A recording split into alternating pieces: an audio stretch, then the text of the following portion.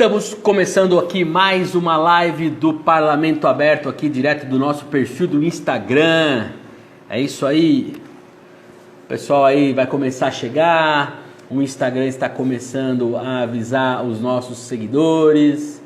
Estamos aqui para mais um dia para conversar nessa live que tem sido muito bacana as nossas conversas. Ontem tivemos aqui o médico Carlos Youssef, presidente da Unimed Piracicaba, que foi muito legal. E hoje teremos aqui Renato Morgado, que é um parceiro nosso aqui do Parlamento Aberto, já está aqui, estou chamando.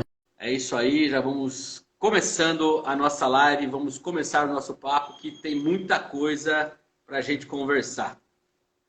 Hoje aqui vamos falar sobre o combate à corrupção durante a pandemia do coronavírus. Olá, Renato, tudo bem? Tudo bom, Eric? Um prazer estar aqui com você, com todo mundo que vai nos acompanhar. Você está me ouvindo bem? Está me vendo bem?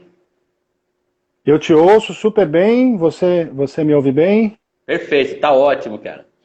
Então, a gente costuma aqui, Renato, a gente começa a nossa live, primeiro passando um pouco da conjuntura de como está a pandemia, né? Hoje, em Piracicaba, foram 18 pessoas confirmadas com a Covid-19, então chega a 115 confirmados na cidade já, né? São 10 óbitos. Dessas 18 pessoas que foram confirmadas hoje, são 15 mulheres, tá? Com idades de 100 anos, 93 anos, 91 anos, 89 anos, 88 anos, 87 anos, 86 anos, 85, 82, 81, 77, 74, 66, 43 anos e 29 anos, ou seja, tem embora seja aí a idade mais avançada que tem os casos da Covid, também temos casos com pessoas mais novas, e também foram 3 homens, tá? Homens de 82, 72 e 70 anos. Essas informações foram encaminhadas pela Prefeitura, lá pelo Centro de Comunicação Social da Prefeitura, e postadas aqui também no perfil do prefeito Barjas Negre no Facebook. Em termos de Brasil, ontem nós passamos dos 5 mil mortos, né, por Covid, e os últimos dados, ainda não saiu o dado total do dia, tá? Mas os dados parciais desse dia é que já alcançamos 5.104 mortes por Covid-19 no Brasil. Realmente um número grande e que infelizmente está nessa linha de crescimento. Bom, mas hoje aqui o nosso papo é com o Renato Morgado. O Renato Morgado, ele pode se sentir em casa porque ele é um dos, eu diria assim, o incentivador número 0 do Parlamento Aberto, o cara que desde o início esteve ali batalhando, levou isso para a Câmara. Então, antes de mais nada, Renato, aquele agradecimento especial pela sua atenção e por tudo que você fez pelo Parlamento Aberto em Piracicaba. Você sabe que eu costumo dizer que é o seu filho que eu estou cuidando hoje em dia, né? Legal, Eric. Eu que agradeço, é um prazer. Fico muito feliz, né, que aquela ideia inicial que foi abraçada por tantos, né, dentro da Câmara e também na sociedade, tem rendido muitos bons frutos. E um desses frutos é esse, né, ter canais de diálogo, de bate-papo, onde a Câmara promove reflexões e usando a tecnologia, né, que é um dos eixos do Parlamento Aberto, o uso da tecnologia de comunicação para gerar novos canais de diálogo e de interlocução. E nessa série que você tão bem está conduzindo e de um tema que é tão sensível e que precisa ser bem debatido por todos nós, né? Lembrando que amanhã, 30 de abril, vai fazer um ano que o Parlamento Aberto teve o projeto de resolução número 4, foi publicado no Diário Oficial. Então, ele foi aprovado no dia 22 de abril, né? Inclusive, na semana passada, quem estava aqui no dia 22 de abril era o Bruno Velo, que também trabalhou com você lá no Imaflora, faz parte do Observatório do Cidadão de Piracicaba. E amanhã completa um ano de publicação, que daí é a lei efetiva mesmo, publicada no Diário Oficial, que passa a valer. E desde então temos desenvolvido diversas atividades aí. Aqui a live do Parlamento Aberto é uma delas apenas. Temos aí Câmara Inclusiva, que veio depois disso, Câmara Sustentável, que veio depois disso. Estamos desenvolvendo, inclusive, o Parlamento Aberto vai à escola, que vai ser um um projeto que, por conta da pandemia, acabou tendo que ser adiado, mas está na agulha para começar a funcionar. Enfim, o Parlamento Aberto, eu falo que não temos um lugar de chegada, porque o que mais vale é a caminhada e construindo isso ao longo da caminhada. Mas aqui, para o pessoal que está acompanhando a gente aqui, para apresentar um pouquinho do que é o Renato Morgado, que é mestre em ciência ambiental, é especialista em democracia participativa pela Universidade Federal de Minas Gerais e tem atuação, é especialista, né, em governo aberto pela Organização dos Estados Americanos. E também já atua há 10 anos com projetos voltados à criação de instrumentos de transparência e controle social na construção de implementação de estratégias de advocacy, que, para quem não sabe, que é uma forma de você atuar dentro das organizações públicas para desenvolver políticas públicas voltadas à formulação de atividades e também de alocação de recursos, né? E também, mais efetivamente, no fortalecimento da participação da sociedade civil nas políticas públicas ambientais e locais, que é tudo isso que o Renato também já fazia junto ali, de certa forma, pelo Imaflora, e que chegou isso na Câmara. Hoje o Renato é coordenador do Programa de Integridade Socioambiental da Transparência Internacional Brasil, é também professor colaborador da ENAP, da FGV em São Paulo, em disciplinas relacionadas à advocacy, mediação de conflito socioambiental e controle social de políticas ambientais. Olha aqui, a Flávia está falando aqui, Renato é top, ele é top mesmo. Então vamos lá, começando com a nossa conversa, Renato. Eu queria que você começasse trazendo para nós, assim, como que é desenvolvido o trabalho da Transparência Internacional, como são financiados os projetos desenvolvidos e quais são os principais desafios hoje colocados pela organização. Legal, Eric. A Transparência Nacional é uma organização global, está presente em mais de 100 países, em todos os continentes, e trabalha basicamente na luta anticorrupção, na promoção de transparência, a promoção de integridade de governo, setor privado e da sociedade. No Brasil, a instituição ela se reestabeleceu em 2016, então ela está completando 4 anos nessa nova fase, e no momento onde a agenda da corrupção é uma agenda muito importante para a sociedade, mas ao mesmo tempo ela é um dos principais elementos da polarização política no país. Então nós temos um desafio muito grande, que é enfrentar um problema que é bastante grave, e ao mesmo tempo trazendo o debate de uma forma serena e de uma forma propositiva. E uma das linhas de ação, a gente trabalha com algumas linhas de ação, é a linha de corrupção socioambiental. A gente pode falar um pouquinho mais sobre isso também, mas basicamente, né, quando a gente vê o aumento nas taxas de desmatamento na Amazônia, a crise que nós tivemos com tantos focos de incêndio e grilagem de terras, enfim, muitas vezes a degradação ambiental ela é promovida também por esquemas de crime organizado e de corrupção. Por isso que existe essa associação, e a gente está trabalhando nela, de tentar prevenir a corrupção também em questões socioambientais, né? Muitas vezes a gente associa a corrupção a processos de licitação de obras, serviços, onde também ela acontece, né? E também, obviamente, é um problema, mas a corrupção ela também está ligada a outros problemas, como problemas socioambientais, e também no momento, como é o momento de uma pandemia, de contratações emergenciais, é importante debater esse assunto e a gente pode conversar um pouquinho mais sobre isso ao longo desse bate-papo. Exatamente, é por aí que a gente vai caminhar hoje. Como que a Transparência Internacional hoje avalia o funcionamento dos governos, e não só dos governos, mas também dos organismos internacionais, como a OMS, por exemplo, a Organização Mundial da Saúde? Primeiro, para o entendimento da pandemia, né? Porque teve a fase de entender o que era a pandemia, começaram os casos lá na China, tudo, e depois começou isso a se espalhar. Então eu queria que você avaliasse tanto o processo desse entendimento e depois como que foi o processo para determinar as ações, que aí entra num estágio diferente, né, de você tentar minimizar o impacto dessa pandemia. Acho que a gente pode falar um pouco sobre o papel dessas instituições, né?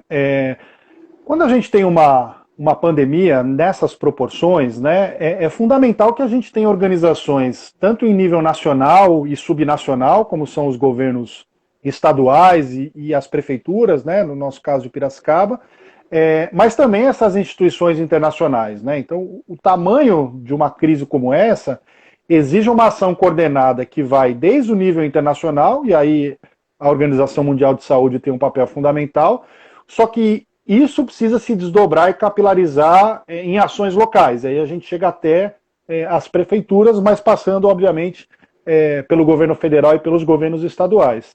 Então, esses vários níveis de governo, quando a gente pensa em termos de transparência, a expectativa da sociedade é que eles tenham capacidade de gerar e proporcionar para todos nós informações com qualidade, credibilidade e no tempo correto, né?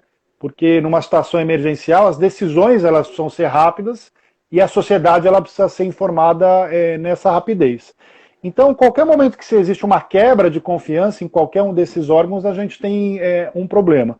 Nós ainda não fizemos uma análise estruturada, especialmente em nível internacional.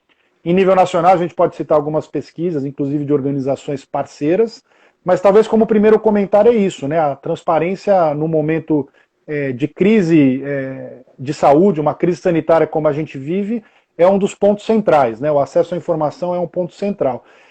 Desde a situação que está a abrangência, né? Você começou com dados sobre Piracicaba, né? Então, esse tipo de informação é necessária. O que os governos estão fazendo para responder a essa crise é necessário. Como tem usado o dinheiro público para responder essa crise é necessário. Que tipo de serviço, de produtos estão sendo adquiridos. Então, essas várias dimensões em vários temas, é fundamental que a gente tenha uma transparência adequada e que a gente confie nas informações que são disponibilizadas para nós, né? Agora, eu vi que vocês lançaram, a Transparência Internacional lançou um material, né, sobre contratações emergenciais. Eu acho que esse material ele entra um pouco dentro dessa preocupação que você colocou inicialmente aí, que a Transparência Internacional tem para poder instrumentalizar os governos, para poder fazer essas ações chegarem. Fala um pouquinho o que é esse material, como ele foi construído e de que forma que ele pode contribuir para esse processo de minimizar, né, eventuais casos de corrupção e também dar para a sociedade um suporte em termos de como fiscalizar o poder público, né? Legal, Eric. Então, como a gente, enfim, vê todos os dias, né, as notícias dos governos estaduais, municipais, por exemplo, expandindo hospitais, fazendo contratações de médicos, comprando os equipamentos, construindo hospitais de campanha, né, que são hospitais que podem ser construídos com mais rapidez. Então, é esperado que os governos façam isso de forma acelerada, porque a gente precisa dar uma resposta rápida, né, para se preparar para o pico de contaminação. Então, em situações de emergência, é compreensível que os governos acelerem esses tipos de contratação. Inclusive, a legislação já prevê flexibilização de algumas regras de contratação pública, justamente para que o Estado, né, e quando eu falo Estado, a gente está falando prefeituras, governos estaduais e governo federal, consigam dar essa resposta num tempo adequado, sem precisar seguir todas as regras da contratação pública, que são importantes, mas numa situação como essa podem fazer com que essas contratações demorem um pouco mais. Então esse é um ponto, né? E aí a gente, obviamente, compreende isso. Por outro lado, isso pode trazer, e traz, né, pelo menos um risco de corrupção associado, porque são contratações grandes que precisam ser feitas de forma rápida e, em alguns casos, não seguindo todos os rituais da contratação pública. Por isso que a gente lançou esse material, depois a gente pode deixar nos links e, se possível, na própria reportagem que a Câmara deve fazer, né, a partir dessas nossas conversas. E então, um material que tenta dar sugestões de diretrizes e boas práticas que governos devem seguir para minimizar riscos de corrupção nessas contratações. É um material que foi feito com outros capítulos, que é como a gente chama os escritórios nacionais da Transparência Internacional de outros países, outros capítulos, então, da América Latina.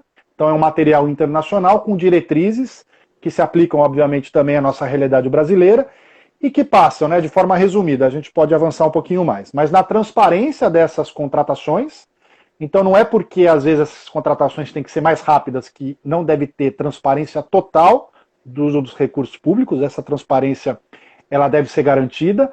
Mecanismos de prestação de contas, então também cabe aos órgãos públicos prestarem contas de como esses recursos são utilizados, onde eles foram aplicados, quem foi contratado, como foi entregue esses serviços, esses produtos. A garantia da concorrência também, então não é porque as contratações, mais uma vez, têm que ser rápidas e emergenciais, que deve se passar por cima, né, de concorrência. E aí tem o papel do setor privado também, o setor privado não pode praticar preços abusivos, né, não é só uma responsabilidade do poder público. E, obviamente, a boa administração desses recursos, né? O gasto de forma eficiente, eficaz, efetivo. Não se pode usar, entre aspas, a pandemia como justificativa para fazer gastos emergenciais em áreas onde esses gastos não são emergenciais. Então, se eu tenho que construir uma escola, eu não posso acelerar esse processo e passar por cima de procedimentos justificando em função da pandemia, só para aqueles gastos onde há justificativa. Então esse material ele traz esse conjunto de propostas, diretrizes e recomendações que os governos precisam, podem seguir para diminuir o risco de corrupção nessas contratações.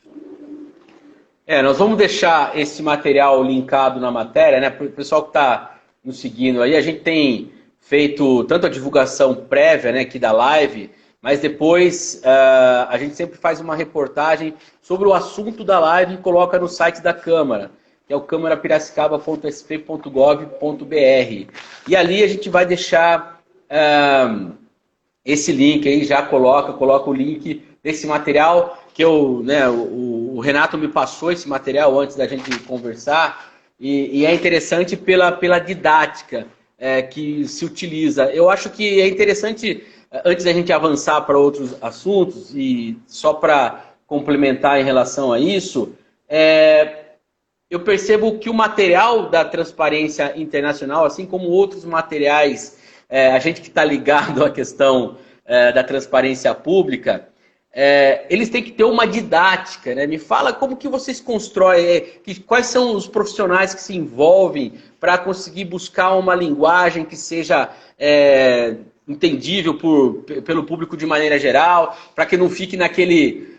com todo respeito aos advogados, mas daquele juridiquês que ninguém entende direito. Fala um pouquinho desse processo, como que funciona, porque eu acho que um dos nossos papéis aqui, você sabe muito bem disso, Renato, mais do que passar a informação, é ter a preocupação pela didática dessa informação, né? Sim, não, você tem razão, Eric. Esse é um bom desafio que todos nós devemos enfrentar, né? Inclusive, a transparência ela deve ser pensada não só por meio da disponibilização de documentos e informações públicas, mas também na dimensão da comunicação, né? Você e nos diálogos também com a Valéria sempre trouxeram isso e eu incorporei, né? Então a gente precisa pensar a promoção da transparência nessa perspectiva, né? O cidadão precisa ter condições de compreender a informação que chega até ele, né? Se a gente disponibilizar informações do orçamento público na linguagem jurídica ou na linguagem da administração pública, mais de 90% das pessoas não vão compreender do que se trata, né? Então nós também temos essa preocupação, né, enquanto organização, e aí a gente mobiliza sempre uma equipe multidisciplinar, né, que passa por advogados, administradores públicos, mas também comunicadores, especialistas em transparência, para que todos esses materiais eles tenham consistência técnica, mas também uma linguagem que possa chegar ao público, né? E designers também, eu vejo pelo design que vocês utilizam, um design bem interessante ali, é um texto que não é muito carregado, né? Então você tem toda essa questões também de apresentação do material, né? Exato, tem que ter essa preocupação, né? Tem que ser algo agradável, né? E compreensível, tanto em relação ao texto, mas também as imagens, né, que vêm associadas à diagramação. É uma preocupação constante.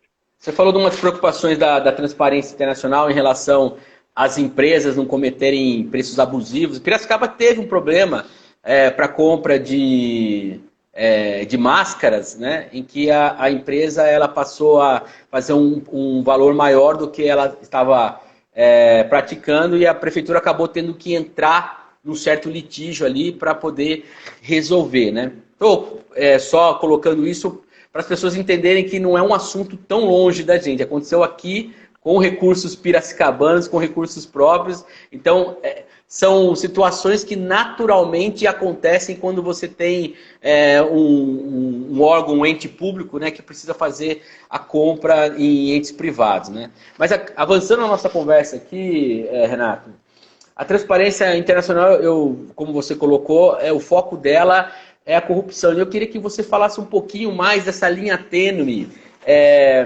aí entre a urgência do momento, né, que é uma pandemia que nós estamos vivendo, e quanto que os governos se utilizam para suprimir ações de transparência que, como resultado, pode gerar corrupção, né? A transparência ela é uma forma de você evitar a corrupção, né? Então, assim, a gente precisa... Só que, ao mesmo tempo, você tem essa... tá tendo a pandemia, então eu vou aproveitar o momento aqui, esse procedimento de transparência que eu faço, eu não faço hoje mais, como desculpa né? Como que você analisa essa linha tênue? Você citou um pouquinho disso, mas eu gostaria de um pouco mais de aprofundamento. Eu acho que existe um risco maior, né? Como você está numa situação emergencial, onde os gastos precisam ser feitos de forma mais rápida, as contratações, etc., e a legislação já prevê, né, que em situações como essa, alguns procedimentos podem não ser seguidos, né, procedimentos de licitação que numa situação normal precisariam ser seguidos, em alguns casos agora não precisam mais, porque tem-se essa exigência do momento, né, da urgência do momento. Então o que acontece é que o risco de corrupção ele aumenta. Não podemos dizer, né, que a corrupção vai aumentar, mas o risco certamente aumenta. Então, qual é essa linha tênue, né, que deve ser seguida, né? Sim, os governos têm que ter capacidade de fazer o que faria num tempo maior, num tempo mais curto, né? Não dá para seguir todos os procedimentos, né, que demandariam mais tempo. É preciso encurtar, a reação tem que ser emergencial, o hospital precisa ser construído, as contratações precisam ser realizadas, mas isso não exclui e não existe desculpa que sustente isso, porque não é algo que exige muito e a tecnologia que existe é suficiente para dar conta disso, que a gente tenha total transparência de todos os gastos públicos, todas as compras, todas as contratações, desde o momento em que vai se elaborar a minuta do edital, até o contrato na íntegra na internet, o quanto foi pago, quantas máscaras foram entregues, quantos médicos foram contratados, quem são esses médicos, aonde eles estão. Então, de ponta a ponta, né, dos serviços e produtos e do gasto público, a transparência ela pode e deve ser mantida, né, num nível bastante alto. Assim como as outras dimensões que eu comentei, a prestação de contas, né, a garantia de que o recurso vai ser bem executado, inclusive a transparência radical, né, que deve acontecer nesse processo, ela ajuda ao gestor a justificar situações que eventualmente não são culpa dele, né? Então, em alguns casos, pode ser que de fato o poder público tenha que comprar alguns insumos num preço maior do que comumente é realizado, não necessariamente por culpa do gestor público, mas porque o que está sendo oferecido no mercado, a única produto disponível, equipamento, tem um preço maior do que a média, né, em situações de calmaria. Então isso precisa ser muito bem justificado e a transparência ajuda, inclusive, ao gestor deixar claro se aconteceu, por que isso aconteceu. E do lado das empresas privadas, essa ética, mas também responsabilidade legal de não se aproveitar do momento para cometer práticas comerciais abusivas, né? Você citou o caso de Piracicaba em relação à máscara, mas talvez um caso que ainda faz parte mais do cotidiano das pessoas é o álcool em gel, né? Que subiu de preço de uma forma absurda, e aí o PROCON passou a ser acionado porque não é porque a lei da oferta e da demanda ela não é absoluta, né? Porque a economia traz isso, né? Se a demanda é maior que a oferta, os preços sobem.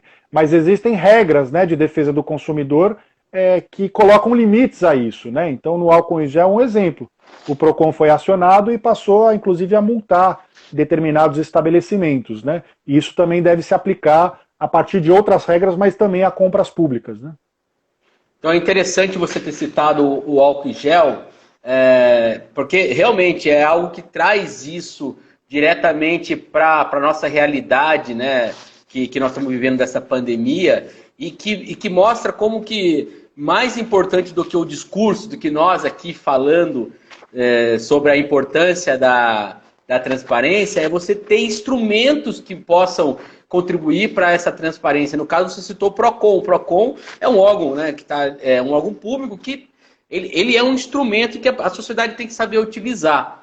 Mas antes de continuar na nossa conversa, aqui na nossa pauta, Renato, tem várias pessoas entrando aqui, estamos com um bom pessoal aqui que está nos acompanhando. Eu vou citar alguns nomes aqui, ó. Tem a Raquel Tardelli, tem o Airan, tá, a Thalita, o Gui, Frodo tá aqui,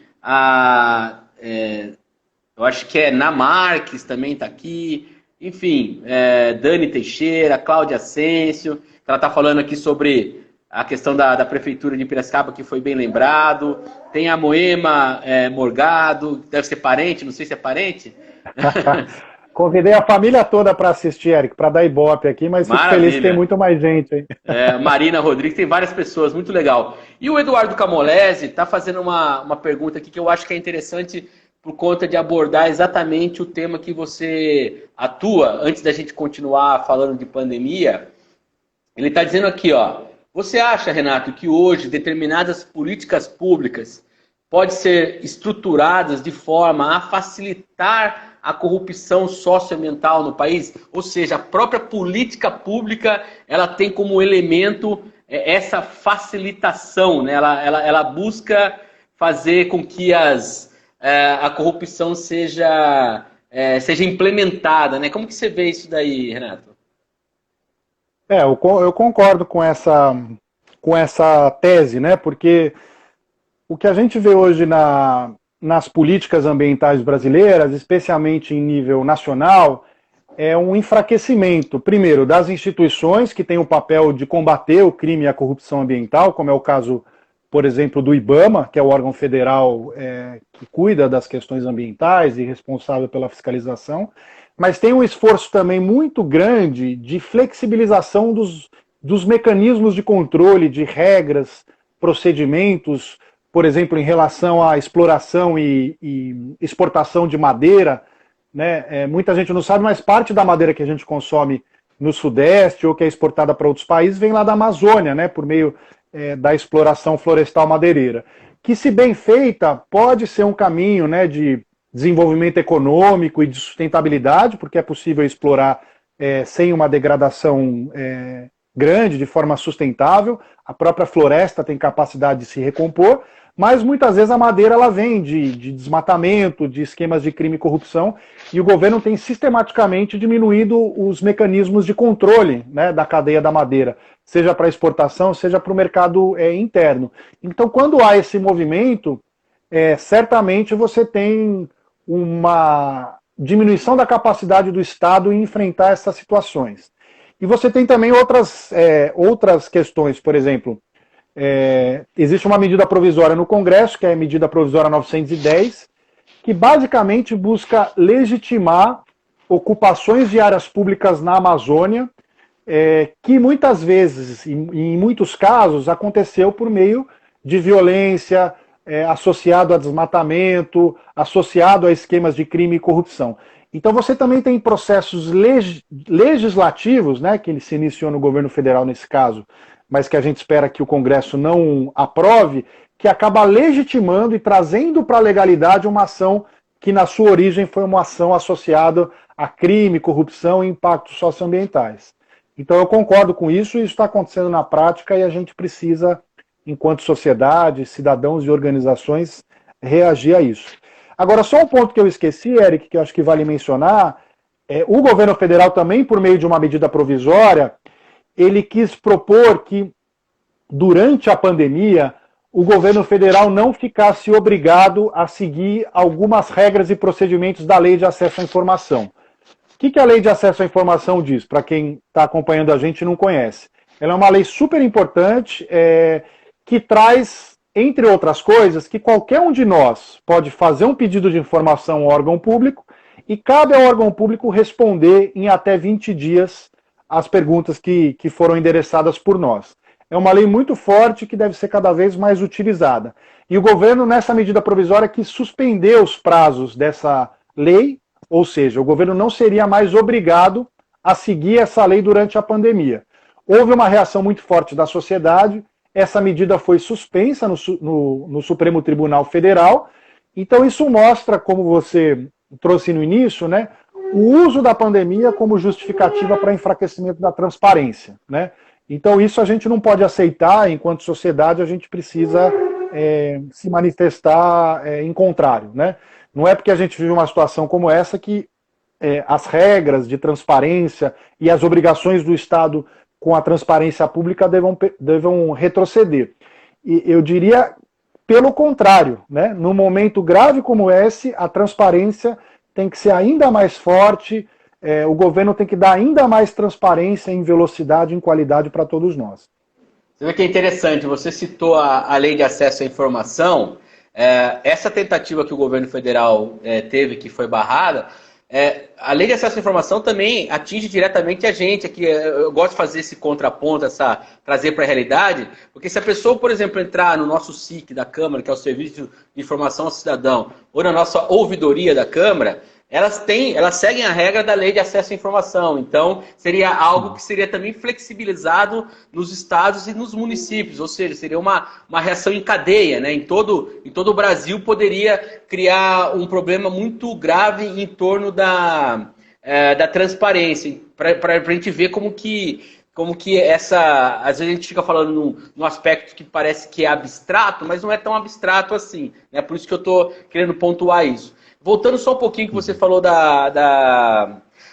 acompanhamento ali da medida provisória para a questão de exploração da madeira e tudo mais, como que a transparência internacional, porque a gente falou no começo mais sobre aquilo que já existe, mas também vocês acompanham os processos legislativos. Eu me lembro, se foi no ano passado ou ano retrasado, agora eu não me recordo, que não, foi em 2018, que foi por conta da eleição, havia aquela campanha Unidos contra a Corrupção, que era da transparência internacional, e vocês propuseram ali 70 medidas, se não me engano, para serem levadas a cabo, algumas referentes ao Congresso Nacional. Como que vocês fazem esse acompanhamento, Renato?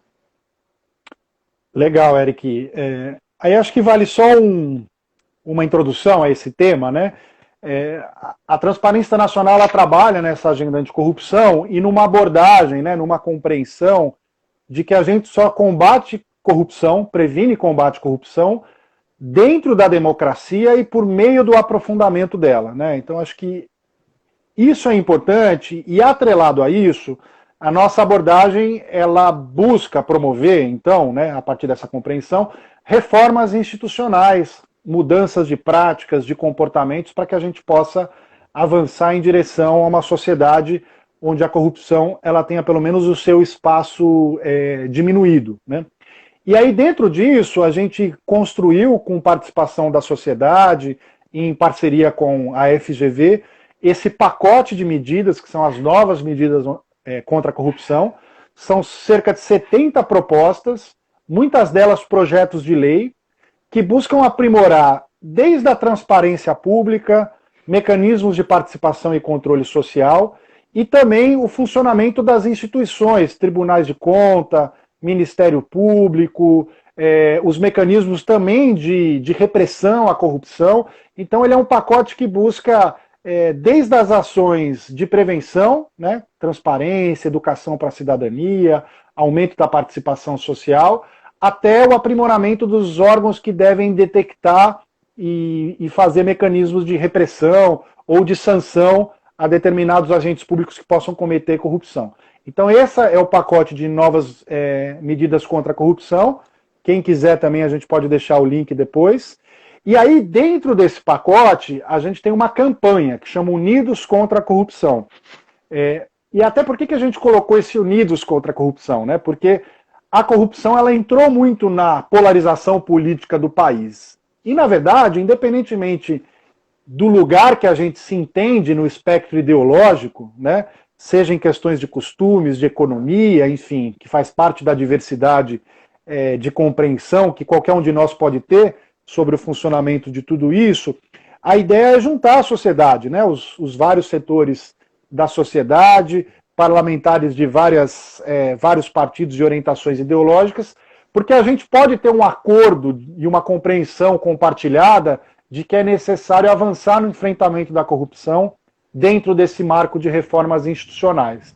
Então, Unidos contra a Corrupção é uma campanha da Transparência Internacional com parceiros, e a gente tenta, então, dialogar, né, respondendo de forma mais direta agora a sua pergunta, com parlamentares, né, especialmente no Congresso Nacional, Câmara e Senado, de vários partidos políticos, apresentando essas propostas de reformas legislativas e dialogando com eles para que essas reformas elas avancem no Congresso e sejam aprovadas.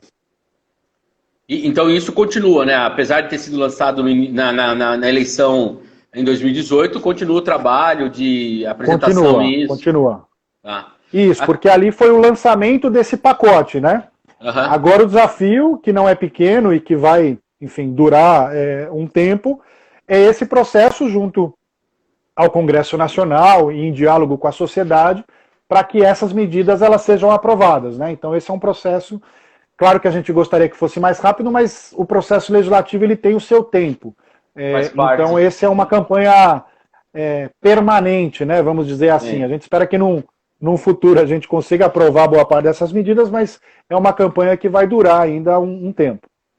Bacana, legal. A gente tem que entender que o processo legislativo, o processo político, né, ele tem uma certa morosidade, mas até porque, por conta da característica dele, de ser um processo democrático, de você buscar todos aqueles entes que tem que discutir em relação ao assunto que está sendo proposto.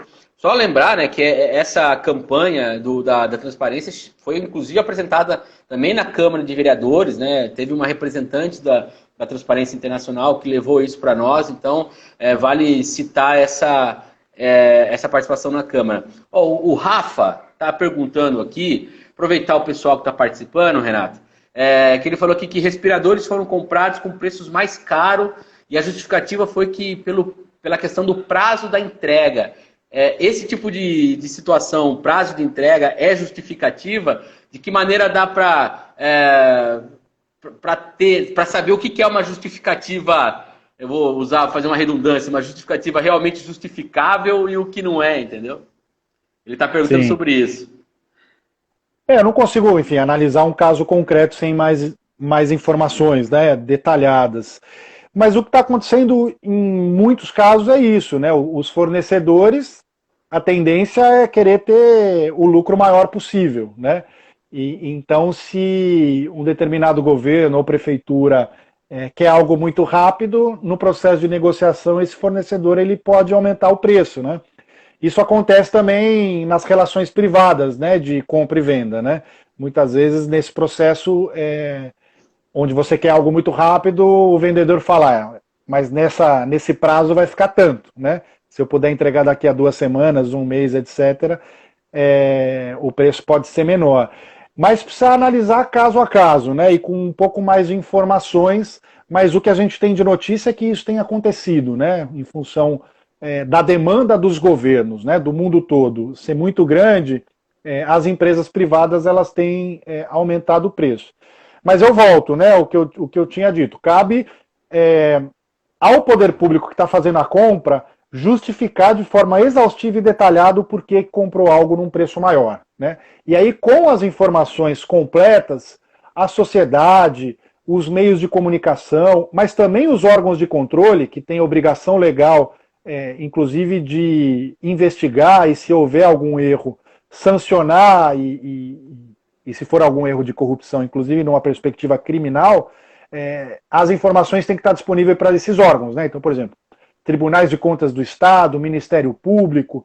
Então, cabe ao poder público, independente da gente analisar um caso concreto, dar a transparência total, detalhada, no tempo adequado, sobre o que comprou e se foi um preço maior do mercado, toda a justificativa do porquê que isso aconteceu. Ó, tem o pessoal que continua aqui, mandando, parabenizando você pelas explicações.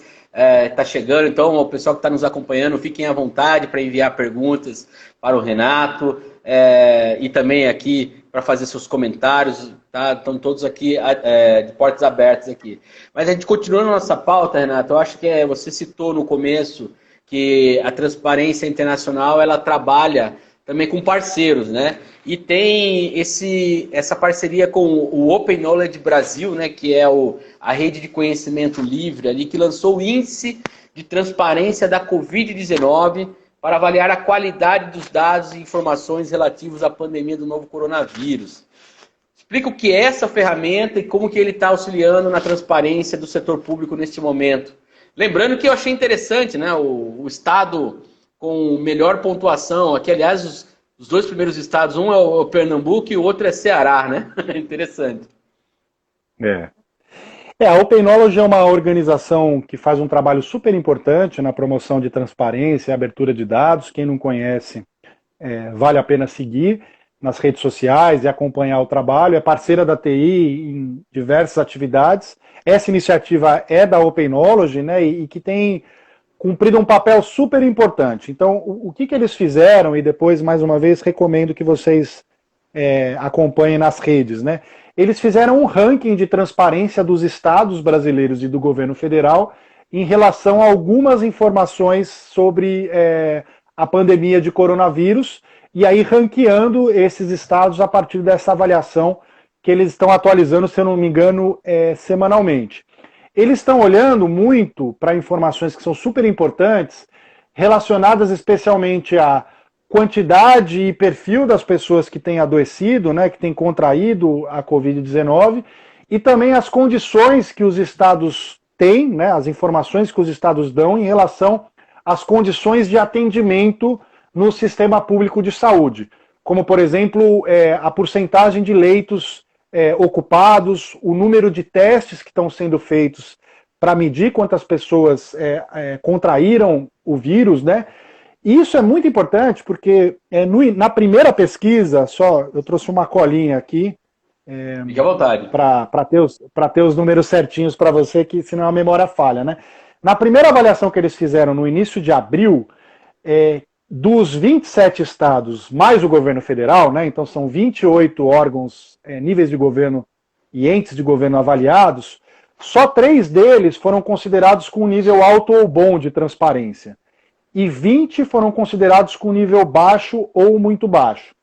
No final de abril, eles refizeram essa avaliação, né, agora no final de abril, e de 3 que estavam alto ou bom, passou para 15. Ou seja, houve um aumento muito grande da transparência em um único mês. E dos 20 que estavam com nível baixo ou muito baixo, agora só tem um estado que está com nível baixo. E o papel deles foi fundamental, porque na medida que você colocou uma métrica e passa a divulgar isso para a sociedade e para os meios de comunicação, os estados se preocuparam mais com essa transparência e muitos deles, como eu citei, melhoraram então as suas práticas, né? É um pouco do que o Observatório Cidadão faz em Piracicaba com a Câmara e a Prefeitura. Eu tive o prazer de ajudar nessas avaliações por muitos anos e a turma aí continua fazendo, que é você avaliar um órgão público, o seu desempenho de transparência e a partir dessa avaliação promover mudanças positivas, né? E são informações fundamentais a gente saber, né? E essa é uma informação que vem a público todo dia, né? Tanto do Brasil como no mundo, como está evoluindo o número de pessoas, né, com o coronavírus, como está o sistema de saúde, porque esse é um ponto crítico da situação que a gente está enfrentando, é garantir que o sistema de saúde não entre em colapso, como infelizmente em muitos países, em alguns estados já começa a acontecer.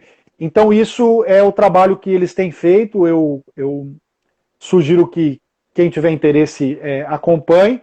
Mas algumas, apesar do avanço, né, como eu disse, ainda tem situações preocupantes, né? Então, por exemplo, só 9 estados, entre estados e governo federal, divulgam a taxa de ocupação dos leitos de UTI. Então isso é só 1/3. Né? Ainda há muito o que melhorar. Só 5 órgãos avaliados divulgam o número de testes disponíveis, o número de testes disponível. Então isso mostra que a gente ainda está muito aquém do que deveria. Né? São Paulo também, né, que é o estado que certamente muitos que nos acompanham são, né, de Piracicaba, eventualmente outros municípios de São Paulo. São Paulo passou de 31 pontos, de 0 a 100, na primeira avaliação no início de abril, para 64 pontos. Ou seja, ainda tem 1/3 da nota, né, dos pontos que ainda precisam avançar para ter a nota 10. Né?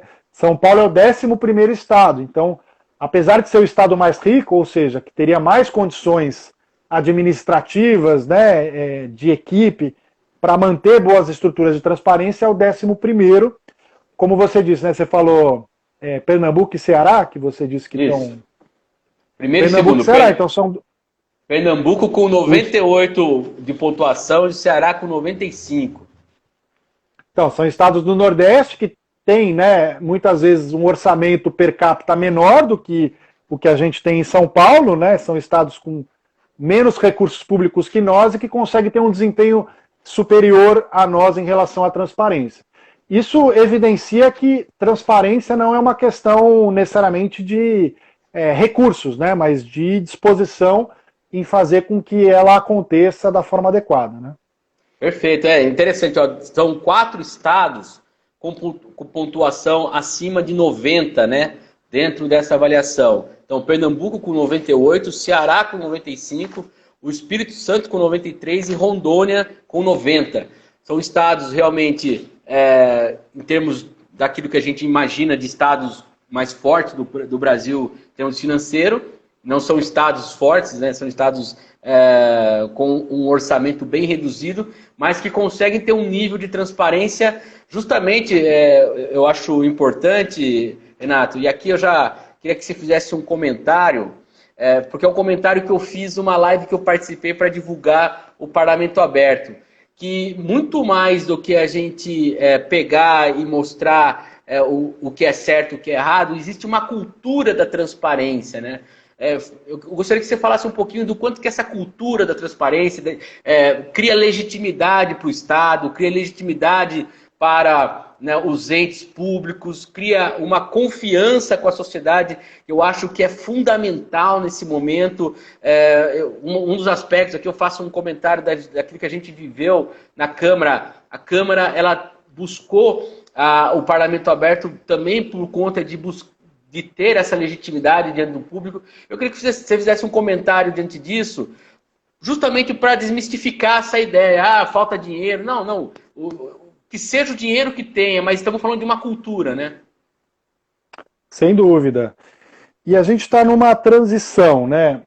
Mas talvez primeiro, até retomando a nossa história do Parlamento Aberto em Piracicaba, né? Quando a gente iniciou esse diálogo, né? Na época eu estava no Observatório Cidadão e iniciamos esse diálogo com a mesa diretora da Câmara, o que eu costumava dizer é isso, né? Em qualquer momento histórico, né, de um país democrático, as instituições públicas elas devem atuar no marco da transparência, do diálogo com a sociedade, de criação de mecanismos de participação social, de escuta, e aproveitando agora que a gente tem tecnologias, né, de baixo custo de comunicação que permite uma interação cada vez maior. Mas se em qualquer momento isso é necessário, num momento de crise política que a gente vive já há alguns anos, né, e quando eu falo crise política, é uma desconfiança crescente que a sociedade tem em relação às instituições públicas, nessa esquina da história que a gente tem vivido nos últimos anos, é ainda mais necessário que os órgãos públicos atuem nesse marco de transparência, participação e diálogo. É o único caminho possível e é o caminho necessário para que as instituições e os representantes que gerenciam essas instituições se reconectem com a sociedade e criem laços de confiança com a sociedade, né? Esse é o caminho que a gente tem que advogar, que a gente tem que buscar, que a sociedade tem que pressionar as instituições públicas, que aqueles que estão dentro das instituições públicas têm que batalhar internamente para que isso aconteça. Claro que algum recurso público precisa ser alocado, porque isso exige tempo de pessoas, reformulação de portais.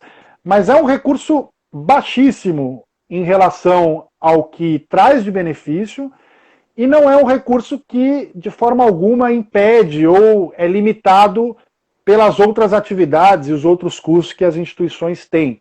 Né? É muito mais uma mudança de cultura. Né? Na Câmara de Vereadores, a gente viu isso muito claramente. Né? Quando houve a incorporação da cultura de transparência, criou-se uma diretoria ou delegou-se a uma diretoria a responsabilidade de cuidar do portal da transparência e do serviço de informação ao cidadão. Em um ano, ou menos que isso, a Câmara, né, eu não vou lembrar os dados no detalhe, mas a Câmara passou de uma avaliação bastante ruim, né, era uma avaliação bem baixa que o Observatório Cidadão fez, para quase 80% na época, e hoje está acima de 90%. Né? Isso é um reconhecimento público que a gente sempre faz, né, e quando eu estava no Observatório fazia pelo Observatório, mas continuo fazendo agora, porque mostra que é possível, e quando é para ser criticado pela baixa transparência deve ser, e quando faz por merecer o elogio deve ser também. Então é uma mudança muito mais cultural, de postura, de compreensão de como as instituições públicas devem funcionar, do que dificuldades técnicas ou financeiras. Né? Vale ressaltar, Renato, aqui eu tenho que fazer um elogio, especialmente para o Gilmar Rota, presidente da Câmara, porque politicamente ele nos dá toda a tranquilidade, ele se esforça muito, e também a Valéria Rodrigues, né? Porque tudo que a gente fez na Câmara, eu não me recordo, estou tentando puxar aqui no meu HD interno, eu não me recordo de precisar novos investimentos.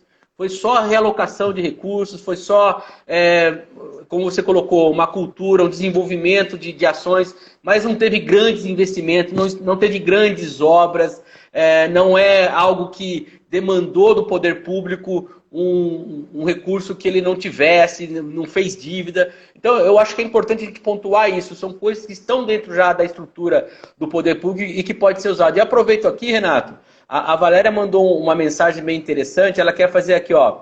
Renato, quero fazer um agradecimento público pela provocação do Observatório Cidadão de Piracicaba, quando você participava dele, e que certamente fez acontecer esse projeto pioneiro e reconhecido, que é o Parlamento Aberto. Então ela está mandando muito obrigada em nome da Câmara de Vereadores, e aqui eu também passo, aqui em nome da Valéria, para você esse agradecimento.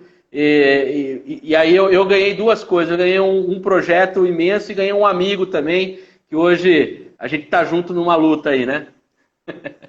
Legal, legal, Eric. E Valéria, um abração para você, agradeço aí a mensagem, e o reconhecimento é mútuo, né?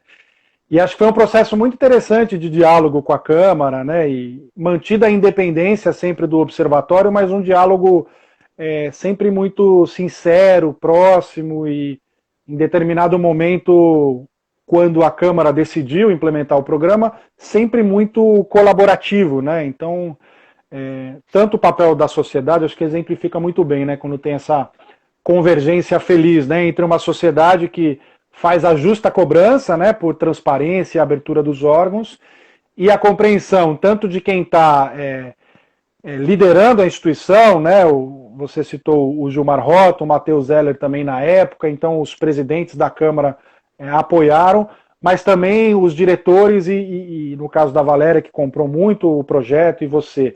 Então, e várias outras pessoas também, né, mas isso permitiu avançar e avançar muito rápido. Inclusive, Piracicaba tem um reconhecimento nacional e internacional pelo Parlamento Aberto. Né? É a primeira Câmara de Vereadores do Brasil a implementar um programa dessa natureza. É algo que a gente tem que se orgulhar muito. Né? Eu costumo dizer, né, Eric, você já me ouviu falar algumas vezes isso, que o cidadão brasileiro ele tem muitas razões para criticar da sua representação política e das instituições públicas, e a gente tem que continuar criticando, pressionando, demandando, né? Mas isso não pode ser feito de uma forma destrutiva, né? Porque o risco de colocar as instituições em xeque, né, ele é muito grave. Então a gente tem que fazer a justa pressão da sociedade, mas no sentido das instituições melhorarem o seu desempenho, o seu funcionamento, e não de desqualificar as instituições ou mesmo de críticas que buscam, no limite, destruir as instituições que são tão importantes para a governança democrática do país, né? Renato, infelizmente nós estamos chegando ao fim, e falta só 5 minutinhos para a gente terminar. Quero fazer uma última pergunta que eu acho muito importante para a gente fechar tudo isso. E eu pediria que você tentasse ser o mais conciso possível. Mas é assim, no nível do IPC, que é o índice que a transparência desenvolve, o Brasil registrou pior pontuação histórica deles nos últimos 35 anos, mesmo tendo uma sociedade tão preocupada com corrupção. Onde que nós estamos errando nesse combate à corrupção? Para ao mesmo tempo que isso esteja na sociedade, mas não desenvolva isso em termos práticos, como está registrado pelo IPC. Esse é o nosso grande desafio, né, Eric? Então, o IPC é o maior índice de corrupção do mundo. Ele mede corrupção a partir da percepção, porque é difícil você medir corrupção diretamente. A gente costuma dizer que a gente só sabe da corrupção que deu errado, entre muitas aspas, né? Que é aquela que vem a público pela imprensa, pelo cidadão ou pelos órgãos de controle. Então, é até esperado que depois de um caso da dimensão que a Lava Jato trouxe, né, de uma corrupção muito extensa, atingindo partidos políticos de várias linhas ideológicas, grandes empresários do país, esse índice de percepção fosse diminuindo ao longo dos últimos anos, né, especialmente de 2014 para cá. A questão que fica é por que a gente não está melhorando, né? A partir de um grave caso de corrupção, que é até esperado que esse índice diminua nos anos seguintes, por que a gente não está melhorando nos últimos anos, pelo menos, né, nos 2 últimos anos para cá? E a nossa explicação é simples, porque não adianta ter grandes casos de corrupção se o Brasil não avançar em reformas estruturais que deem conta de um problema complexo como o da corrupção, né? Então, avançar, por exemplo, no avanço da transparência, a regulamentação do lobby, o aprimoramento das instituições de controle. E o que está acontecendo, na verdade, é o caminho inverso, né? A gente está retrocedendo mais do que avançando. Então, quando a gente tem uma indicação do Procurador-Geral da República fora da lista tríplice, ou os casos recentes que apontam uma interferência política num órgão como a Polícia Federal, a percepção da sociedade é que a luta contra a corrupção está sofrendo retrocessos, né? Então, a gente tem uma oportunidade, que é o brasileiro sensibilizado em relação à pauta da corrupção, a gente promover avanços concretos e estruturais. E, na verdade, a gente está perdendo essa oportunidade na medida que o que está acontecendo são retrocessos, né? Muito mais do que avanços. Então, é por aí que a gente explica o porquê da gente estar cada vez diminuindo, né? E o ano passado o Brasil atingiu a sua pior colocação na série histórica, né? Ficou em centésimo sexto, na 106ª colocação de 180 países avaliados nesse nosso ranking. Perfeito, Renato. Renato, eu queria agradecer mais uma vez. Muito obrigado por você participar aqui, sempre foi muito solícito. Obrigado pelo Parlamento Aberto, obrigado por todo o reconhecimento que você faz à Câmara. Estamos aqui à disposição e queria agradecer a todo mundo que participou aí, enviou perguntas, algumas também aqui que não dá para responder todas, mas valeu pela participação de todos. Infelizmente, nosso tempo está acabando. Por mim, eu ficaria mais a noite inteira conversando com você, que o assunto vai longe. Então, obrigado. Até meia-noite, Érica, aí dá o aniversário do Parlamento Aberto, já comemora. Já comemora, faz um bolo, né? A gente tem a tradição lá no nosso departamento sempre levar bolo, né? Então, é isso aí. Mas muito obrigado pela atenção, viu, Renato? Legal, Eric. Eu que agradeço a oportunidade, a todos da Câmara e a todos que acompanharam aqui a nossa conversa. Um abração. E lembrando a todos aí que vai ter matéria amanhã sobre essa live lá no câmarapiracicaba.sp.gov.br. E você que está nos acompanhando e ainda não siga não segue o nosso perfil aqui no Instagram, segue aí Parlamento Aberto, e aí você fica sempre sabendo das notícias da Câmara. E também tem lá no site da Câmara a nossa linha de transmissão. Você cadastra o seu celular e recebe todo dia informações da Câmara sobre as atividades que estamos desenvolvendo aí. Muito obrigado pela participação de todos e até a próxima. Valeu, hein? Tchau, tchau, gente. Obrigado.